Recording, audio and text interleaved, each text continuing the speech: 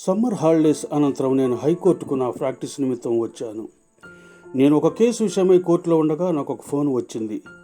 విజయవాడలోని చిట్టినగర్లో నివసిస్తున్న పల్లె కోటేశ్వరరావు, సలోమి దంపతులు ఉన్నారని, కోటేశ్వరరావు ఆటో డ్రైవర్గా పనిచేస్తూ సడన్గా ఏదో వ్యాధితో అతని 2 కాళ్ళు పనిచేయటం మానివేశాయని, సుమారు 3 నెలల నుండి మంచముకే పరిమితమయ్యాడని, ఎలాంటి ఆర్థిక సంపాదన లేదని, సంపాదించేవారు కూడా లేరని ఈ విషయం ఫోన్ ద్వారా నాకు తెలియపరిచారు వారి బంధువులు.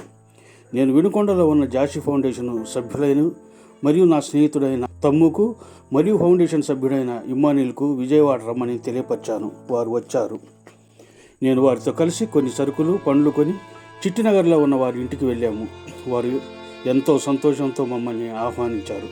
వారి పరిస్థితి మీద మాకు చాలా బాధ వేసింది.